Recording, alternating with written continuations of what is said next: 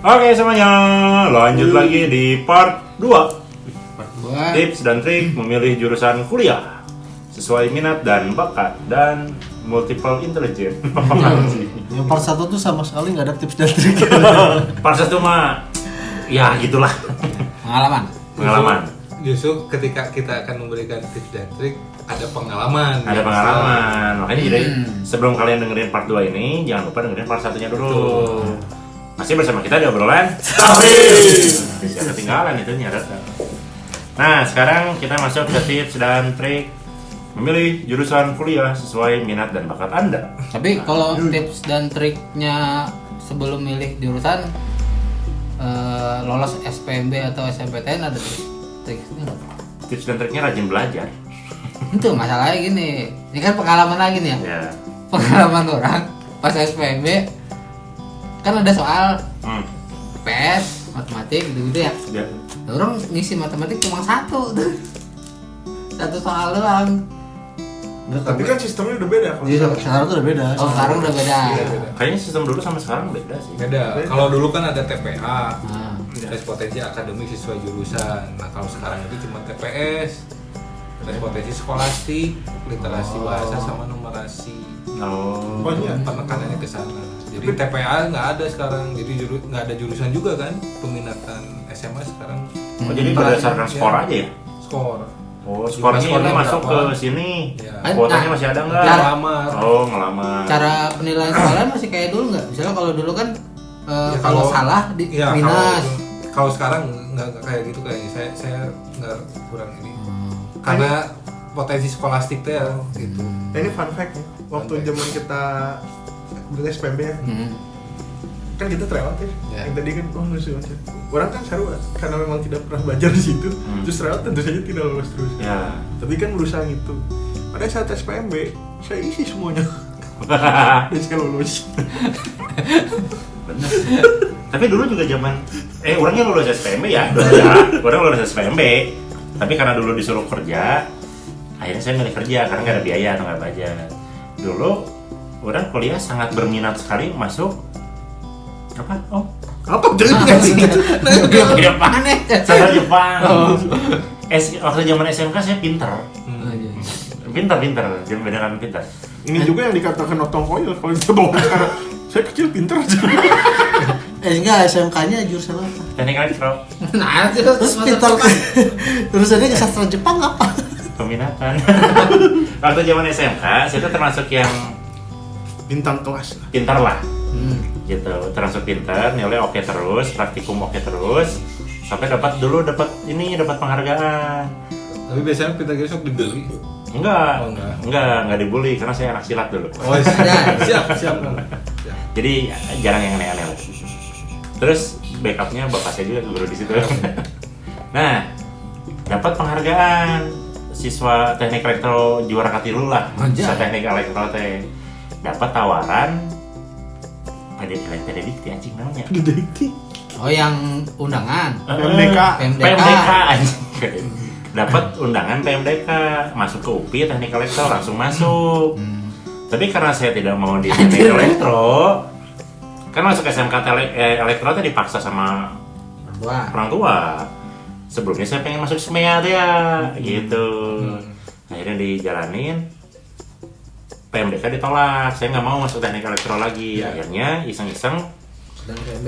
ikutan SPMB, maksakeun bayar 150.000 kalau nggak salah ya. Ya, 150.000 bayar tanpa sepengetahuan bapak saya. Daftarlah SPMB. Di situ baru itu pilihan jurusan yang pengen saya tuju sebenarnya duluan. Sastra Jepang. Sebelum ke seni rupa saya mikirnya pengen sastra Jepang dulu. Kenapa? Sastra Jepang mana? Ke UPI dulu. UPI. Karena taunya UPI. UP mah bahasa Jepang ya. Bahasa Bahasa Jepang. Taunya UPI, belum tahu kampus lain gitu. Oh udah ke UPI aja weh, SPMB. Ujian IPC ya? IPC. Pas lihat soal ujian, pusing. Karena ada kimia, ada fisika, ada biologi. Maksudnya untuk tes sastra Jepang ngapain di tesnya kimia sih? Emang tes IPC. IPC. Karena dari sih terang mana SPMB. Ada strong protes Itu kan ya nggak masuk Iya. Enggak masuk Iya memang salah menteri pendidikan zaman dulu. Saya juga termasuk yang pusing. Orang di sekolah itu SMK nggak pernah belajar yang kayak gitu, tiba-tiba Ujian masuk ujian kuliah. SPMB masuk kuliah IPC. Ya ngomong IPC, ada IPA, ada IPS-nya. Iya, terus mata pelajaran yang nggak pernah saya pegang sebelumnya, soal matematika aja beda. Tapi karena kuliah teh ya, akhirnya saya isi dengan asal. Gitu. Jadi ditanya kimia, jawabnya elektro. Iya. Dan lolos kan? Akhirnya Nah lolos. itu tips and trik pertama. Iya. Sing yakin loh. Jadi faktor yakin dan Tapi luck. iya, karena orang itu tadi matematik itu cuma satu, itu juga soal nomor satu yang diisi karena paling, dan saya yakin kalau itu jawabannya benar. Selebihnya enggak, jadi nggak diisi. Nggak saya cicing sampai bel selesai kan. Nah. Pas bel selesai baru kumpulin. Gitu. Jadi tips dan trik yang pertama adalah sing yakin. Kamu Sama-sama. diterima di situ. Segala sesuatu dari niat Hmm. dan keyakinan. Dan keyakinan. Jadi jalan Itu mama, harus ditanamkan itu. jalan mama ditinggalin mimitin niat. Iya. Tapi soalnya kadang gini, banyak yang mikir jadi anak sekarang tuh kayaknya hitung-hitungan gitu. Misalnya kalau misalnya jangan ITB lah gitu, Ya. kemampuan gue segini gitu. Maksudnya daripada nyesel atau sayang-sayang nih milih ITB pertama gitu, pilihan pertama pas UTBK-nya nggak lolos, sayang gitu. Nah, itu kan Dengan tidak yakin berarti. maksudnya nggak, yang sekarang tuh kan banyak yang kayak gitu, jadi Iya. nggak ada keberanian, wah orang yang masuk ITB gitu. Iya. Nggak ada keyakinan yang kayak gitu, kayak Benar sih yakin lah. Siapa tahu kan, kayaknya saya nggak masuk ITB. Padahal dia diterima di Cambridge, di Oxford. Padahal dia kemampuannya tinggi, tapi nggak pede. Gitu. iya. Jadi UTB nih, yakin lah. Kok Anda kan nggak masuk? Sing yakin, Anda pasti gagal. Nggak sih, yakinnya ada dua, yakin masuk, yakin tidak masuk. Nah, bisa optimis, bisa pesimis optimis. Yang penting yakin. Yang penting Iya, yakin. bener. Itu tips nomor 1. Tips nomor 1. Tips nomor 2. Ayo, setelah keyakinan dan niat yang tulus, apa yang harus dilakukan? Ya harus tahu dulu sebenarnya. Sebenarnya kan minatnya kemana dulu kan. Oh, bukan tahu diri. Iya, itu termasuk tahu diri. Oh, tahu diri juga. Jangan sampai kita nggak tahu yang kita pengen itu sebenarnya apa. Gitu. Kemana aja lah, yang penting kuliah. Nah, Gitu. Makanya banyak jurusan yang salah jurusan, misal 3 orang jurusan fisika, pekerjaan akhirnya di mana? Jadi call center. Pemajikan murah. di call center. Iya, tapi fenomena salah jurusan dan bekerja tidak sesuai bidang keilmuan tuh udah lumrah banget di Indonesia. Itu mah ya urusan nanti kan, ini kita bukan kuliah nyari kerja kan, ini mah kita lagi ngebahas Jurusan. Ya, Keinginan gitu. keinginan. Jadi tips nomor 2 adalah tahu diri dan Ya, tahu kemana, kemampuan. Tahu Nah. diri, tahu kemampuan, dan tahu arah tujuannya mau kemana. Ya. Gitu. Tapi gimana cara menemukan Kayak gitu, minat. Jadi ya gini, ada pandangan gini yang terdistraksi ya sama orang sekitar biasanya. Ya. Jadi misal orang ayah kahayang misalkan masuk jurusan fisika, terus orang sekitar tuh bilang, kamu jurusan fisika ini gawena naon. Nah, itu tantangan pertama. Nah, jadi langsung puyeng kan? Ya. Nya kayak gawena naonnya gitu. Padahal orang tuh resepis kan gitu Iya. fisika. Ya. Tapi ketika ada yang ngedistract dengan nanti kerjanya naon, kan bingung. Iya. Kerjanya naonnya. Untuk masuk manajemen aja. Nah, yang paling banyak tuh manajemen Ya. gitu ya, atau ekonomi yang kayak gitulah. Yang banyak pekerjaannya. Gitu. Makanya jangan sampai tergoda, terdistract dengan suara-suara di sekitar. Jadi Kalau kudu memang pancet. tadinya mah, Iya, jadi harus yakin, jangan sampai disenggol orang nanti berubah pikiran. Harus yakin dengan tujuannya. berarti diasah lagi yang kita bahas kemarin apa tentang kecerdasan intrapersonal. Interpersonal. Muncul fans MU mah panjek dina Old Trafford. Namun panjek Nagalor kan Viking Persib. Nah, Mencuri dina kasur. tunduk wae tama, tunduk wae. Itu teman saya yang baru nikah. Pancing na kasur, ngantukan orangnya sekarang. Dan sebenarnya banyak banget jurusan atau program studi di Indonesia atau di seluruh dunia itu yang sebenarnya atau di Indonesia kita ngomongin misalnya di Indonesia itu yang belum memiliki industrinya atau lahan pekerjaannya. Ya. Ya, misalnya contoh yang ini teknik aeronautika misalnya. Iya. Itu kan sedikit ya di Indonesia sejak PTDI atau PTDI ya sekarang. Iya. PTDI itu nggak terlalu banyak ya, industri itu kan nggak terlalu banyak juga. Padahal dulu ekosistemnya tuh ada STM penerbangan, ada teknik aeronautika ITB gitu. Itu nggak terlalu atau Di ITB juga itu yang suka neropong bintang tuh apa? astronomi juga ada di ITB itu juga kan Astrologi. bingung itu mau kemana. ya atau jadi Astronomi penulis aja, astrologi. Tapi kan majalah hai aja. Tapi Ada kali kayaknya astrologi. ini kalau kuliah ya, kalau Ramalan kuliah bintang. kalau sudah sesuai dengan passion, keinginan, sambil jalan itu kan ada pengembangan wawasan, Ya, cara berpikir dan lain sebagainya gitu. betul. Itu pasti akan menemukan akhirnya harus kemana gitu. Sebetulnya begitu, cuma kan kadang orang tua atau tetangga atau teman kan suka Ya. rusuh duluan gitu loh. Wah masuk jurusan karawitan. Jadi Mana nabuh cenah terus. Terus. Pada ngandangan naon, nah kan ujung-ujungnya kan begitu. Padahal kesempatannya kan luar biasa gitu. jadi tokoh. Bisa jadi tokoh, bisa jadi musisi, Bisa keluar negeri. bisa keluar negeri. Ada yang menarik tuh di sini ke anak-anak muda sekarang yang mau kuliahnya. Pernah ada yang nanya kuliah apa ya supaya yang lapangan kerjanya luas gitu. Jadi dia tuh udah dari SMA gitu, dari SMA udah mikirin teh Gawe. neangan duit. Iya. Neangan duitnya kemana gitu. Padahal dari yang udah kan nyebrang semua ya. Nyebrang semua. Tapi ya itu sebenarnya salah Bang, karena di Indonesia sebenarnya cuma ada 2 program studi yang lapangan pekerjaannya luas, geodesi dan geologi. Iya, apa minatnya dikit. Enggak kan luas. Luas. Geologi banget. Gelap banget. Batu banyak. Geodesi kan ngukur tanah kok luas. Apalagi ukur laut, kan banyak kan laut di sini. Nanti lu aja oceanografi. Jerong ya. Ukur laut tadi. Kelautan juga luas. Sarjana kelautan. Dikira tukang mancing, sarjana kelautan. Tapi jalannya mancing mania. Mancing mania. Tapi di kelautan itu ada mata kuliah namanya sosiologi ikan. Beneran. Ada cek sosiologi kan. Nah, bener. Balik lagi. Balik lagi. Kita Ini ini buat tadi. adik-adik kita nih, buat adik-adik kita. Kita arahin langsung kalau udah melencengnya jauh. Sosiologi kan akhirnya sebagai social scientist ya. Sosiologi. Itu belum tersentuh sama orang nih. Ya tapi kalau itu tadi kalau misalnya minat gitu ya. Ya kan kadang terbentuknya pasti ke kerjaan. Cuman kalau kerjaan kayaknya sekarang udah luas ya harusnya, karena ada kalau misalnya masih nganggur atau apa kan ada namanya freelance gitu kalau yang sekarang itu.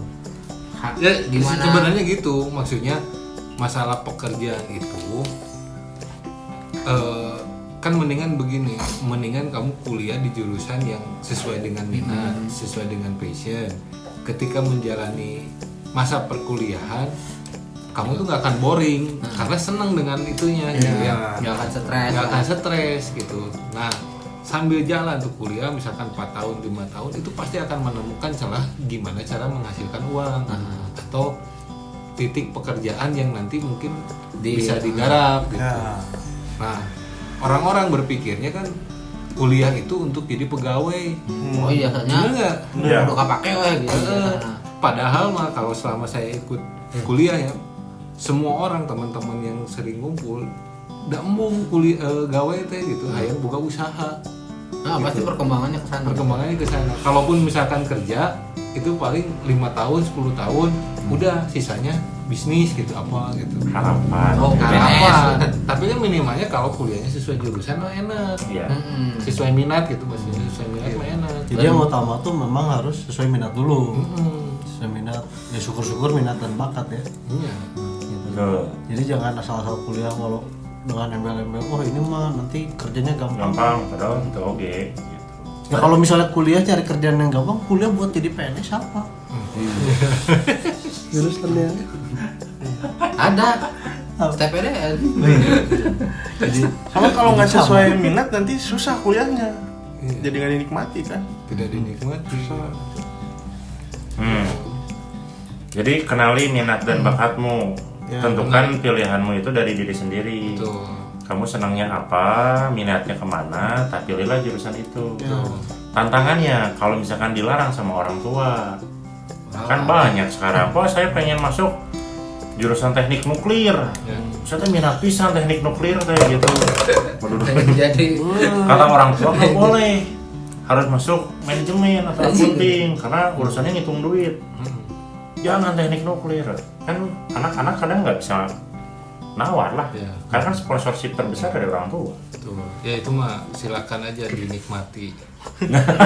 Tapi bingung kan kalau ngelawan orang tua. Tapi ini yang penting dari itu kan pertanyaan gitu ya persoalannya. Ini yang penting dari bahasan kita kemarin masalah critical thinking, creative thinking. Oh ini di Spotify ya? Ya. Belum diupload. kritikal belum?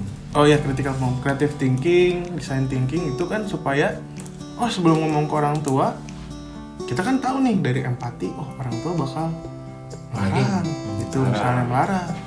Tapi saya mau banget nih ke katakan ke sastra Sunda misalnya atau karawitan. Pelajari dulu si ekosistemnya. program studinya. Belajar apa aja kan di situ bisa sekarang mah dibuka di website pasti ada Banyak, lah ya mata banyak di kuliahnya situ. ada, Mata belajar kuliahnya apa, ada belajar apa prospek konsentrasi kedepannya gimana. apa segala macam. Jadikanlah itu argumentasi untuk ke orang tua. Saya mau ini karena ini gitu. Jadi kan orang tua tuh akan lebih percaya anaknya bertanggung jawab nih mencari sesuatu yang dia inginkan secara lebih mendalam. Nah, daripada aku mau sastra Sunda mau apa? Nggak tahu pokoknya mau ke sastra Sunda aja gitu. Ya, tapi kayaknya kalau orang tua sekarang lebih nyantai ya, lebih ini Iya. kan ya. Lebih apa sih? Ya lebih mau ngedengar anaknya mau ke Orang tua di generasi apa? Sekarang milenial.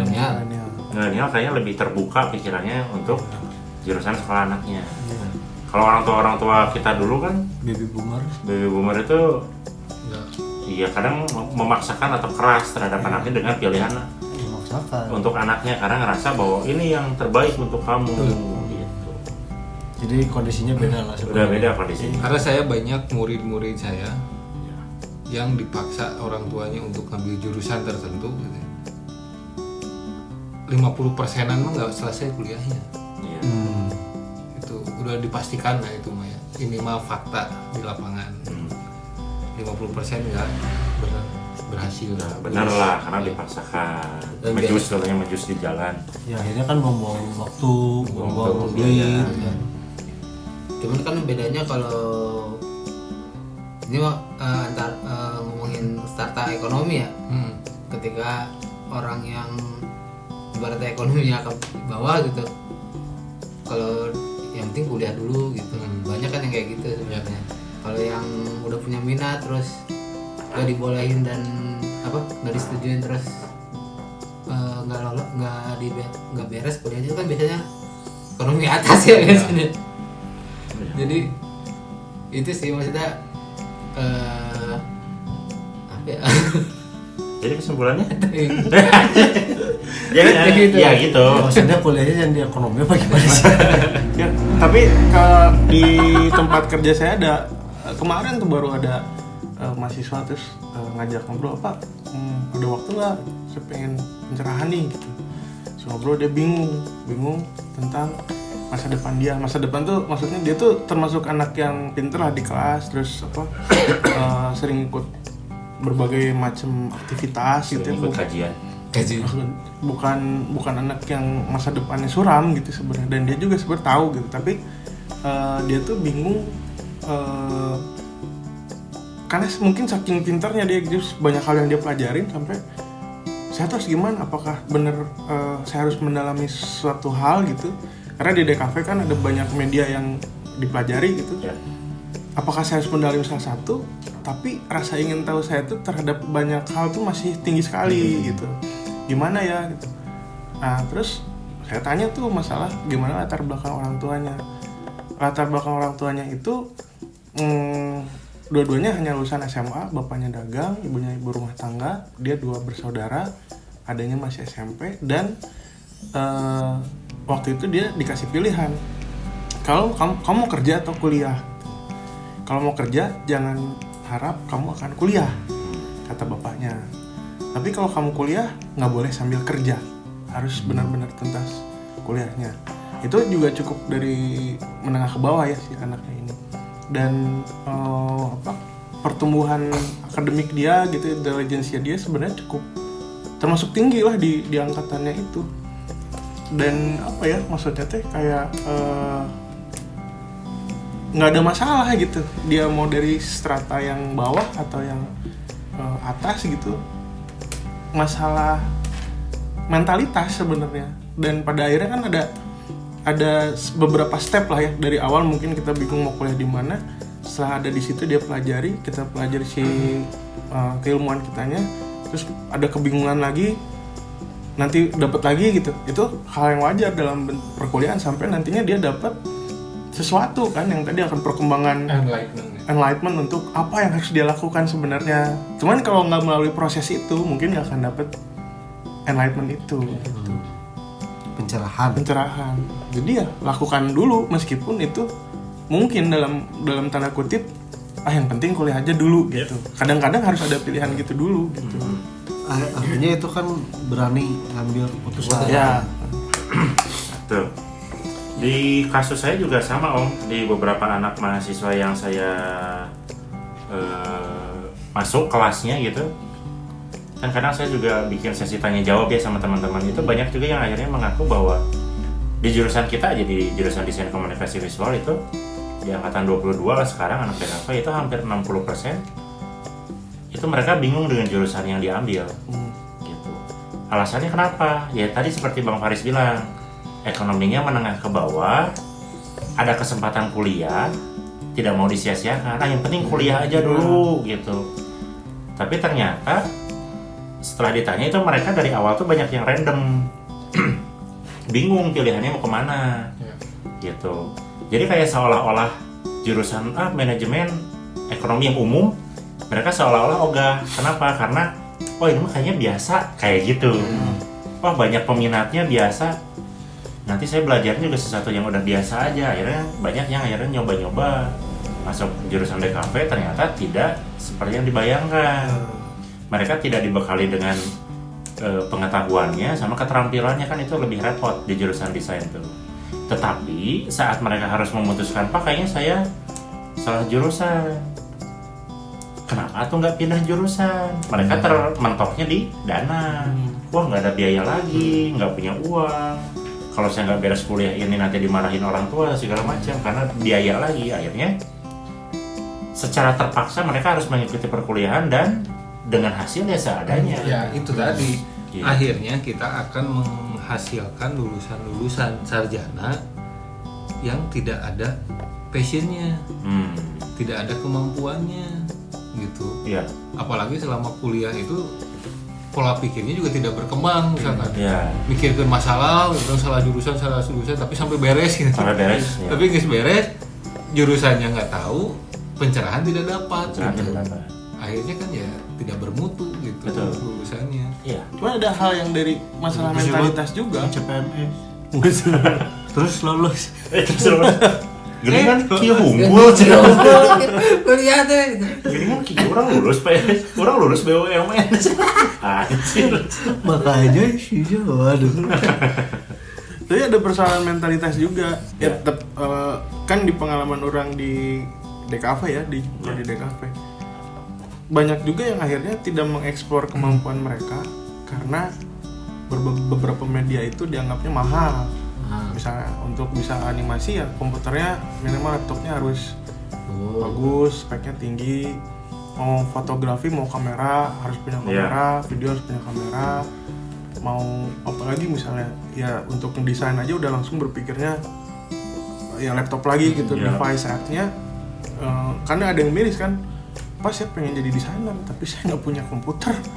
Itu kan yang kemarin itu ya agak sedikit miss.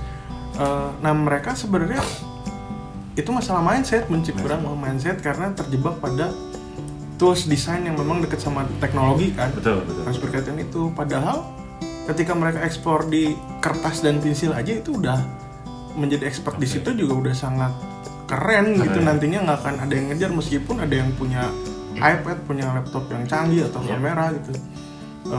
Termasuk anak bimbingan orang ya yang sekarang itu kan dia fotografi di fotografi dan itu awalnya dia nggak punya kamera, memang dasarnya matanya dia bagus gitu untuk bikin fotonya juga bagus meskipun itu dari handphone doang gitu.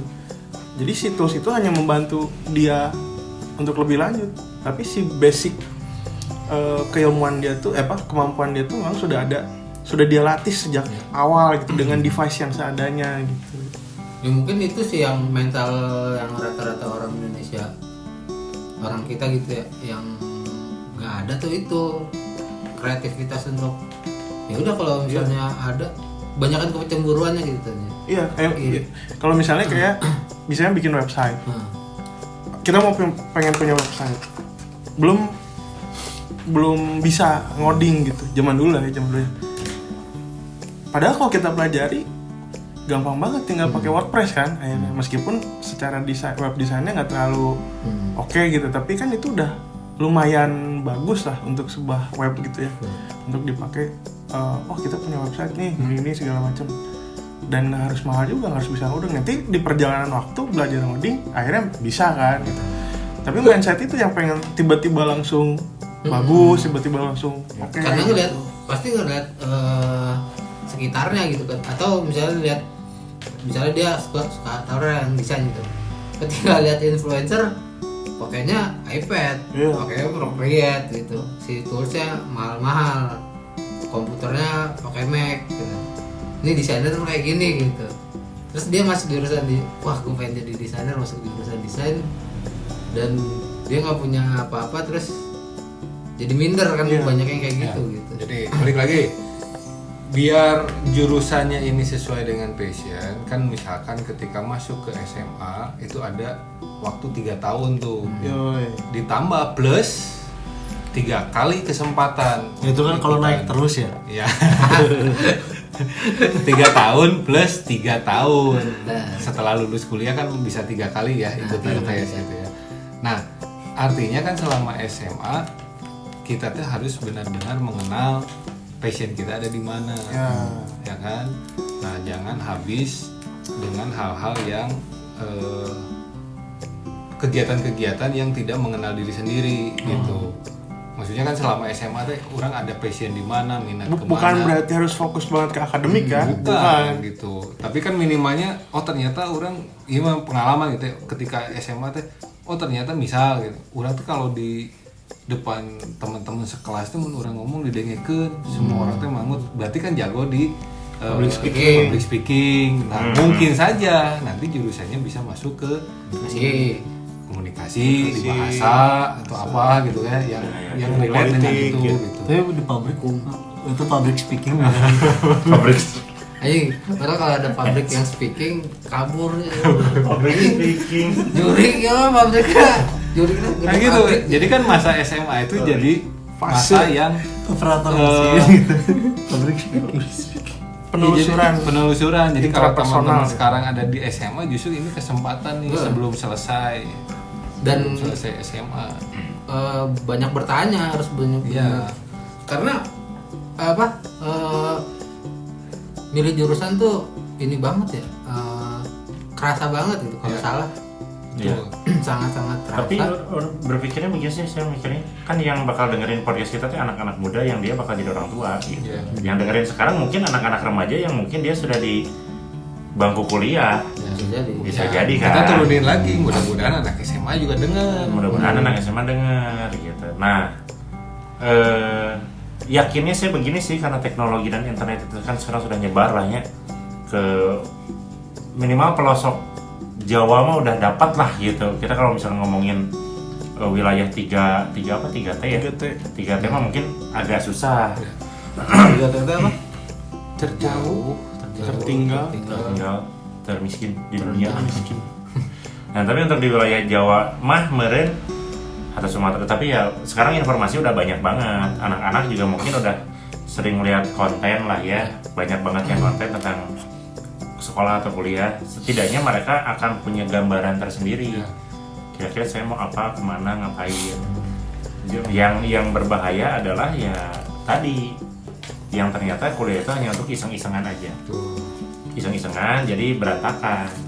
Karena kalau misalkan lihat dari persentase BPS ya, Badan Pusat Statistik nah kita istilahnya, ternyata dari total pemuda atau remaja yang aktif, apa yang disebutnya itu bukan aktif atau yang produktif, yang bisa melanjutkan ke ranah jenjang S1 itu kan seluruh Indonesia paling cuma 2,5%. Gitu. Jadi jumlahnya nggak banyak. Berapa? Sekitar 2,5 sampai 3,5% itu yang orang yang beruntung bisa menjajakan kakinya di perguruan tinggi di S1 gitu. Tapi aneh. Dan kalau maksimal 3,5% yang kuliah, berapa persen dari 3,5% itu yang sesuai dengan passionnya? Yang sesuai dengan passionnya kan itu jadi miris juga. Miris lagi. Jadi ternyata jadi balik lagi apa? Niatnya. Gitu. Padahal tapi ada niat kuliah, niat supaya nggak kerja kuliah gitu. Iya. Akhirnya mau ujung-ujungnya kan pengen kerja, pengen yang ini. Dia lagi ceritain diri sendiri. Oh. Tapi rada miris juga sih kalau misalkan kita ngomongin perkuliahan kampusnya. Kemarin saya baru nonton podcastnya Pak Bagus. Yang baru ya. Iya. Indonesia itu Pak Gita undang kita lah, Pak Gita. Oh, janganlah, jangan bisa nggak jawab aja. Pusing. Pak Bagus Mulyanto ini cerita bahwa Mulyadi. Mulyadi. Bagus Mulyadi bukan Mulyanto. Mulyadi. Orang kita Dodit Mulyadi. Maaf Pak, saya pengen ke Birmingham juga. Nah, beliau cerita bahwa dengan total remaja yang ada di Indonesia dan yang melanjutkan ke perguruan tinggi itu miris. Kenapa? Karena kampus di Indonesia itu termasuk banyak. Dia menyebutkan data bahwa di Indonesia itu ada sekitar 4.000 kampus. 4.000 kampus. Ini bener 4.000, 180 berapa yang negeri teh? 83. 100 Muhammadiyah aja melebihi negeri. Jumlah negeri. Universitas dari Muhammadiyah aja melebihi negeri. Nah, Indonesia itu punya 4.000 kampus, tapi minat untuk lanjut kuliahnya itu kecil. Yang kuliah itu cuma 3% apa 3,5%. Ya emang benar datanya. Benar. 4.000? Ya. Sedangkan di Tiongkok katanya, dia ngebandinginnya sama Tiongkok karena mungkin sama yang ST itu ya? Hah? Termasuk nggak sih? Iya. Level perguruan tinggi. Yang izinnya LKP itu? Enggak.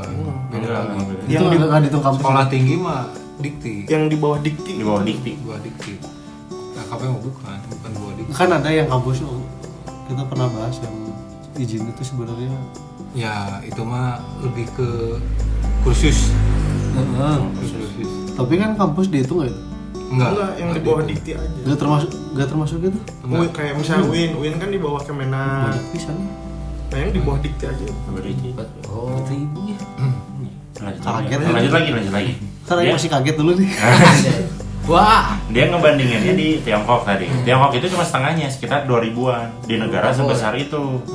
Di yang masyarakat produktifnya atau pemudanya itu jauh lebih banyak. Tetapi kuotanya untuk sekolah itu jauh lebih banyak di atas daripada kita. Itu salah satu yang disoroti adalah kenapa kampus negeri itu kuotanya sedikit gitu kan. Negeri itu sedikit, padahal banyak banget orang yang berminat untuk sekolah atau kuliah. Padahal program pemerintah untuk memberikan pendidikan gratis itu harusnya bisa diperbanyak. Beda dengan Tiongkok yang kampusnya cuma setengah dari kita, cuma ada 2.000 kampus. Tapi penerimaan siswanya itu sangat banyak, besar, dan sangat ketat ujiannya. Sehingga kalau misalkan harus dibandingkan, kayaknya kalau misalnya kita ngebandingin tadi masalah jurusan atau salah jurusan, di negara sebesar Tiongkok aja itu bisa diminimalisir sangat luar biasa. Anak-anak itu sudah dituntut keras untuk kamu jangan sampai salah jurusan, kamu harus on target. Kamu pengen belajar apa, sekolah apa? Oke, kok di Indonesia kayaknya dari SMA-nya kalau di Tiongkok itu sudah ada, kalau nonton dia film-film di Asia lah, di Korea, di mana. itu bukan ada konselernya. Iya. Oh iya. Betul. Konselernya Iya, teh kalau gitu kan BK BK, BK. iya. itu jalannya aktif banget gitu. Aktif banget. Ada yang 1 bulan sekali itu yang memang interview, Iya. terus kemudian diarahkan Betul. catatan-catatan apa yang harus dia lakukan selama kuliah sekolah di SMA gitu, targetnya ke sini. Jadi passionnya memang sudah ada di awal. Betul. Kita mah kayaknya nggak gitu nih. Kita. Iya, tapi kan ini juga nggak terlepas dari peran pemerintah sebenarnya. Nah, betul. Iya kan, misalnya itu kan tadi Bagus Mulyadi nyorotinnya Nah, udah itu makro. salah Jokowi. di Wah, cukup gila. tadi pagi kan, ya Pak Prabowo ya. Ya memang benar, maksudnya kalau pemerintah benar-benar concern ke pendidikan kan, Ya. sampai nggak ada kemarin pendidikan perguruan tinggi itu kebutuhan tersier, nggak ada ngomong Ya, gitu. nggak bisa Nggak gitu. ngomong Itu kayak parah gitu. banget sih ngomong kayak gitu. Ya karena memang bukan program prioritas mungkin. Bukan, memang tidak ada di undang-undang. Undang-undang kan cuma wajib 12 tahun. 12 tahun. Dia berdasarkan undang-undang, tapi kan itu kayak pembenaran aja gitu. Tapi Nah. maksudnya ke yang tadi Bagus Mulyadi, terus tadi berapa hari kemarin tuh atau tadi paginya Semua tuh. ada wawancara di radio itu sama Pak Ilham Habibie, Ya. anak putra sulungnya Pak Habibie. Yang mau jadi wali kota. Yang mau jadi wali kota. Gubernur. Gubernur Jawa Barat. Wali kotanya Farhan. Dia bilang kan, Satu partai yang sama itu. Ono Surono ya. Seorang jadi Gubernur. baliho. Jalan Jakarta. Ayo itu gede banget tuh. Mana pink? Pak Ilham Habibie itu lulusan Jerman kan, Iya. lulusan Jerman, dan dia bilang kalau di Jerman kan kuliah gratis lah. Itu banyak informasi yang kita dapat. Kenapa gratis? Karena 90% itu mungkin 95% itu kampus-kampus di Jerman itu negeri gitu. Negeri, sementara yang 5% itu ya baru swasta, dan dari total penduduk Jerman itu cuma sekian persen aja yang ke swasta, sisanya di negeri semua. Iya. Sebenarnya kalau misalnya ngomongin kayak gitu kan, wah jangan dibandingin, Jerman mah negara maju, kita mah negara berkembang. Justru di dalam, kalau misalnya kita masuk ke undang-undang itu juga kan kita ada 20% ya dari APBN, balik lagi ke situ yang besar banget lah di APBN itu. Ya kita nggak tahu lah sebenarnya bagaimana porsi 20% itu ke pembagian di apa Disdakmen apa? Pendidikan dasar, Disdasmen dan perguruan tinggi itu berapanya 20%, tapi itu kan besar sekali. Terus balik lagi juga ke bener nggak ini teh gitu. Jadi pertanyaannya bener nggak gitu bahwa pemerintah teh concern gitu ke pendidikan Indonesia dan bukan menjadikan perguruan tinggi itu menjadi salah satu sumber pendapatan negara yang dari PTNDH itu. Terus kalau iya, kenapa banyak sekali beberapa ini kasus-kasus yang tadi lah UKT, nah terus yang pemberhentian dekan di FK Unair gitu, sampai 4.000 universitas yang ada di Indonesia tapi minatnya gitu-gitu kan, ini benar nggak peduli gitu. Jangan-jangan ada logika yang kebalik gitu, jadi kayak ekonomi dulu baru pendidikan, bagaimana ya maksudnya? Denny Chandra tuh bagus ya menurut lo. Denny Chandra juga kita endorse dia. Oh ada nyalon wali kotanya di Kota Bandung. Dari 3 pilar itu kan kesehatan, pendidikan, dan ekonomi gitu. Dia ini dulu kan, kesehatan dulu. Kalau sehat pasti bisa sekolah. Ya. Kalau sekolah pintar baru ekonominya naik gitu. Jadi logikanya kan sebenarnya logika sederhana. Lama mana teh sehat, boro-boro ekonomi naik. Duitnya aku. Itu Rumah sakit. berarti sama kayak statement yang kemana di dalam kamu sama Panji. Oh saya nggak tahu itu. Kenapa makan siang diutamakan daripada sekolah gratis? Karena gizinya dulu dibenerin. Kalau gizinya oke, baru bisa mikir, baru bisa sekolah. Iya. Mirip itu kan? Ya cuman ini kan jadi kayak distribusinya. Kalau sekarang kesehatannya aja mahal, Ya. gitu kan akhirnya tuh. Ya. Terus gimana kita mau sekolah? Kalau sekolahnya mahal, gimana ekonomi kita mau naik? Karena ekonomi salah satunya basisnya dari industri kan. Ya logika itu. Akhirnya kan balik lagi kita bahasnya ke sana. Udah kasihan-kasihanan nih. Kasihan. Teman-teman yang dengerin nungguin tips dan triknya ini. Ya udah. Urusan. Oh, Ya, tadi kan tips Tipsnya udah 3 tuh tadi. 3 apa 4 ya? Pertama ya Tiga. Itu juga tips and trick buat pemerintah. Tips and trik milih jurusan berarti. Ya, milih jurusan kan tadi niat. Ya, tadi yang kedua tipsnya. kenali diri sendiri, mau kemana. Masih di menit gitu kan. akhir kita baru Ketiga. bahas nih. Kebiasaan. Apa? Katilu naon? Ketiga apa? Berani Argumentasi lah. Ya, argumentasi ke Iya, orang tua. Bahwa kalau kita punya Riset, passion di sini, Riset. kita punya passion di sini gitu ya. Dari Kita riset bisa dulu. ngomong ini ke orang tua gitu kan dengan riset-riset yang kita lakuin. Nah, ada lagi yang lainnya ya Yang lainnya itu yang tadi apa? Jalani konsisten sama ya konsisten. Jadi kalau memang sudah passionnya masuk ke kampus itu gitu ya, konsisten sampai akhir gitu. Jangan terpengaruh sama lingkungan. Nah, kadang-kadang kan lingkungan yang nanti akan mempengaruhi itu. Bertanggung konsistensi. jawab sih. Ya, bertanggung jawab. Bertanggung jawab lah. tapi apa? besok. Ya sok. Enggak, tapi kalau misalnya misalnya pun salah jurusan, ya ini pengalaman orang ya. Walaupun dia salah jurusan, emang ngejarnya itu susah. Tapi dinikmatin gitu. Iya. Harus kalau misalnya tadi ekonominya udah nggak ini, gitu. Ya, support Ya. gitu ya. Nikmatin aja gitu. Karena pasti kalau mau kerja ada aja jalannya gitu. Iya. Kalau misalnya tujuannya nanti cari nafkah ya, karena ya yang udah passion terus kuliahnya bener juga ada juga kan yang susah Iya, misalnya. iya. Karena ya selama ngejalaninnya penuh dengan tanggung jawab gitu, itu nanti kedepannya udah gampang sih kata gue. Mau nyari kerja juga, karena kan sekarang yang industri kerja tuh juga bingung sebenarnya kan, mau apa ngerekrut anak-anak ini gitu. Ya. Aja nih IPK-nya gede, tapi kayak kompetisinya enggak deh gitu. Banyak yang kayak gitu kan, Ya. bener. Ya. Betul. Betul. Mang Dike?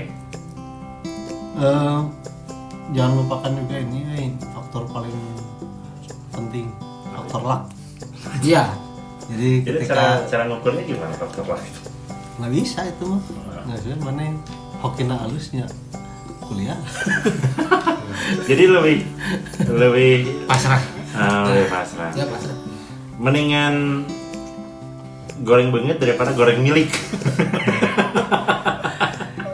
Tapi yang lebih untung adalah goreng nanawan. Goreng cau. Goreng jauh. Isuk-isuk. Betul. Nah, terakhir tips dan trik dari saya mah adalah sing yakin kajalan ti Gusti Allah. Itu mah balik ke iman dari spiritual euy. So saya ada kehurian. Nggak bisa ngedengerinnya Buddha. Oh, apa? Yakinlah kepada Tuhan yang Maha Esa. Yakinlah kepada Tuhan yang Maha Esa dan yang di atas. Nah gitu. Kenapa? Karena ya kagok. Kalau udah kagok, Catat. posisimu sudah tanggung, sudah kejepit, nggak punya biaya segala macam dan udah tanggung masuk di jurusan itu, yakinlah bahwa itu jalan yang terbaik untuk hidupmu. Jadi ya jalani aja. Ya, kalaupun salah jurusan, Ya. konsisten tadi tanggung jawab selesaikan. Saya yakin di jalan itu pasti ada pencerahan kamu akan kemana. Asal bergaul dengan orang-orang yang mau mencerahkan. Mencerahkan. Baik-baiklah berbicara dengan dosen. Ya. Karena itu Bukan baik-baik, Oh, iya. membina hubungan. Membina hubungan dengan baik. Membina hubungan dengan baik. benar itu, karena itu jalur untuk mendapatkan rezeki ke depannya. Ya. Karena proyek-proyek banyak gitu. Benar juga. Maksudnya kalau ada dosen killer itu jangan ditakutin tapi dideketin. Biasanya kan dosen kan bikin buku, kalau jadi Banyak yang nggak paham, dengan situasi dan kondisi dosen. Sebenarnya dosen killer, dosen galak segala macam itu karena kamu belum tahu baiknya. Kalau kamu bisa komunikasi ngobrol, yang killer aja bisa ditaklukkan. Kirain dosen juga manusia, Dosen. punya anak, punya istri. Jangan apa-apa diancam potong gaji. Ya. Curhat. Dosen Anda dulu belum punya anak, belum punya istri, Anda nyogoknya pakai martabak. tapi kalau dosen orang ya zaman orang si Banjir itu pas banget lagi S2 jadi pada killer semua gitu. Oh. Lagi pada kejar itu kan. Iya. Oke, jadi gitulah. Ya. Tips dan triknya semoga bermanfaat. Semoga teman-teman nggak salah jurusan. Ya kalaupun udah tanggung jurusan ya tadi lah tips dan triknya ya. Jalani. Jalanin sambil happy aja. Sambil happy aja. Oh jurusannya nggak happy, pelajarannya nggak happy, dosennya nggak happy, tapi kan punya teman-teman yang happy. Nah, teman-teman masa kuliah itu biasanya nempelnya lama sampai lulus kerja. Gitu. Lagian kan anda ini nih yang dengerin yang angkatan sekarang kalau teman SMA itu kan tetangga. Ya. paling enggak zonasi. paling enggak teman-teman kuliah mah anak jauh lah. Nah. Teman-teman dari jauh gitu. Teman-teman kuliah. Nanti ketika reuni tuh seru. Kalau reuni SMA kan sama tetangga. Iya, teman-teman kuliah itu kadang bisa jadi kesempatan kita buat nyari cuan juga. Iya, nyari pasti. kerjaan, nyari informasi, saling berkunjung. Jauh tadi itu dia bikin vlog jadi YouTuber. Jadi bisa jadi apapun lah pokoknya ya.